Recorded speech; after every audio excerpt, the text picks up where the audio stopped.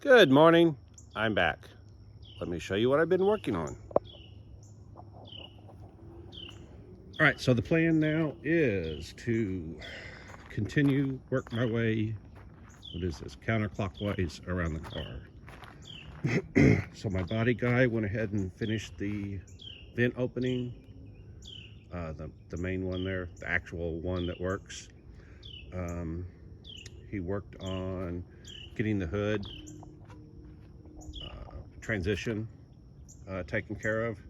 There was a dip in the fender, so he worked on that. I've decided to go with round fender openings just because trying to get that back corner to look right has been challenging and I'm out of time. So I went ahead and opened up the front one to make it circular on the top instead of flat. I painted a simulation of what the back one would be if it was round. You see that's flat black paint if you get close there. In order to help with that, I took the C8 original fender and made these castings off of it, and I'm going to cut, if you look close, one side is smooth because this is the side that was against the fender. The other side's rough because that's just raw fiberglass. I'm going to go in and cut. You can see, if you look close, the seam right there. So by following that seam, it's really hard to get stuff that's perfectly round. So this is going to allow me to get this round. I've got 3 of them. I need to make 1 more. So I'm going to make those for all 4 wheel openings. So all 4 wheel openings will be the same. Let's see, what else do I have? I don't even know what that is. Okay. So now the hood, the center line of the hood was slightly off, so went ahead and centered that. Filled in some of the area. You can see I started working with, got that transition in between the 2 done, and then matched on this side. And now I'm working on getting these 2 together. This fender was a separate piece. I put it in place. I made flanges on the parts when I made them, and so I put the piece together with the flanges.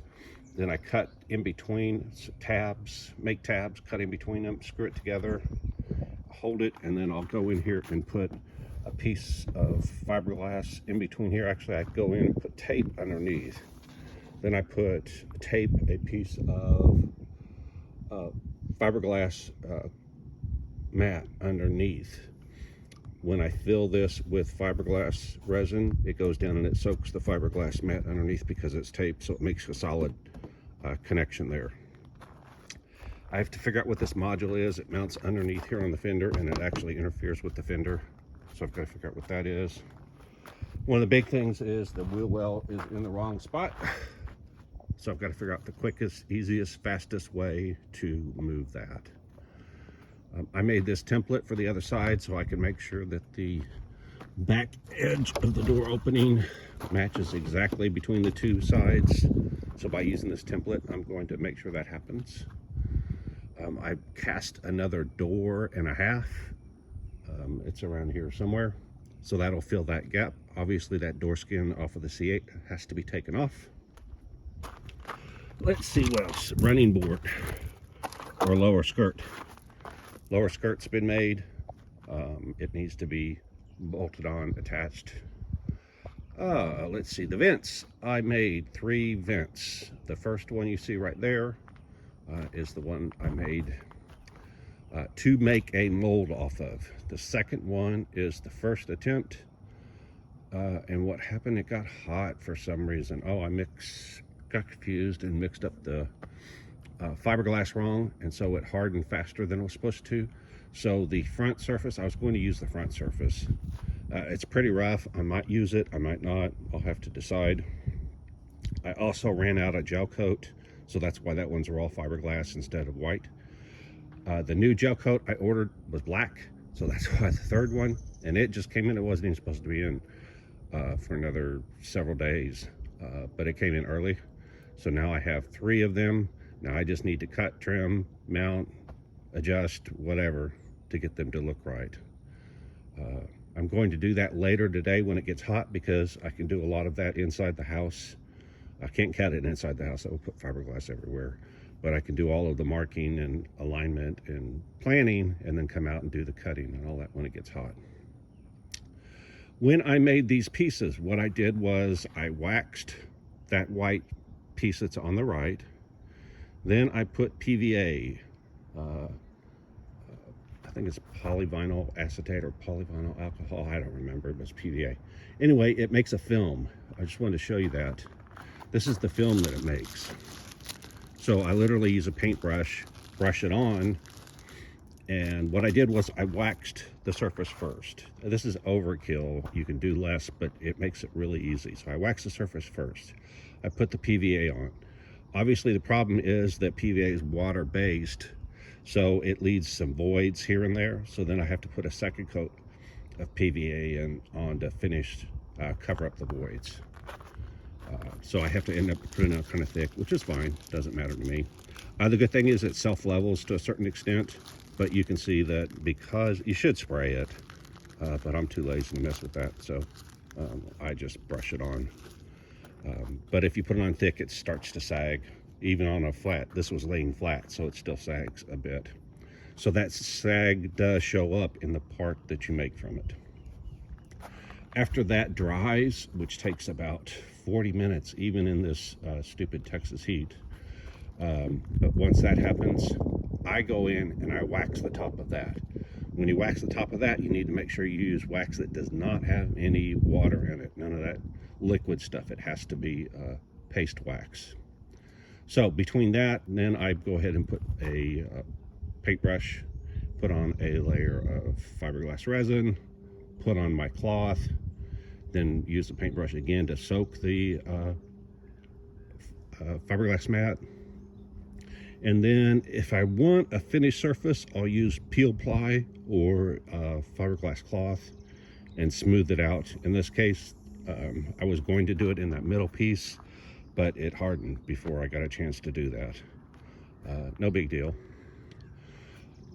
All right, and then the black. The reason I went with black is because it shows all surface imperfections. So there are a lot, but that's okay. I wasn't expecting this to be perfect. So the transition was, I made the first one, it has a nice front surface because that was the idea, was to make a mold off of it. I made the second one, and again, the idea was to make it into a mold, but I was also going to use the backside, which you see here, as one of these pieces. I still may or may not, I haven't decided whether to remake this or use this as is. But the key is the backside of this, because it was against this white piece, is almost perfect. I didn't get it soaked quite enough, again, because the resin cured faster than I thought it would. But it's an almost perfect, it's a nice slick surface. From that, so this would be a mold. If I was going to make this into a real mold, I would stiffen it, add some reinforcements, thicken it, but it's a one-use mold. All right, so then I made the third piece right here, made it, did the same process, except for this time I had the gel coat, the black gel coat. And now you can see that while this surface looks really, really good and smooth and almost perfect, in black you can see it's not. It has a little bit of a few surface defects. So no big deal though. I don't mind doing a little bit of body work, just don't want to do a lot. All right, now the other thing is, here is yet another piece I made. By the way, this sat out overnight. It's a spare part. And the PVA got attacked. Oh, this is the piece. I'm sorry, this is the first piece that I made, where the fiberglass cured faster, resin cured faster, and so you can see the surface is rough. That's why that one was rough. All right, so I remade this. Instead of trying to salvage this one, I just remade it. Okay, but since I had the part already set in the fixture, I decided, hey, I might as well make another one while it's sitting there. I probably won't use it, but at least it's another part. You can see how rough the surface is, both on the front and the back, because because the resin cured faster than I expected. Just got to be careful when you're making those measurements. I still have the mold for the passenger side. At this point, what I think I'm going to do is I'm going to do the driver's side in the new curved vent, these vents, and then I'm going to leave the passenger side have these vents fixed.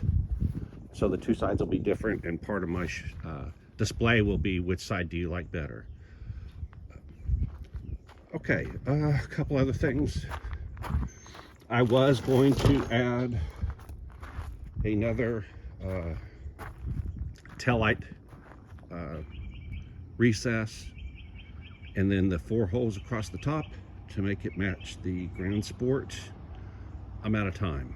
I can't afford to do anything now, so my goal now is just get this thing done. So I'm going to go ahead and finish this like you see it, mold all of this in, and then later I will go back in, add the extra 2 tail lights and then the 4 mint holes. But right now the goal is just to get this car done. Let's see what else. There's a lot. I switched to using these existing pieces, so that's going to take some rework on this, because this was handmade and this was straight off the mold.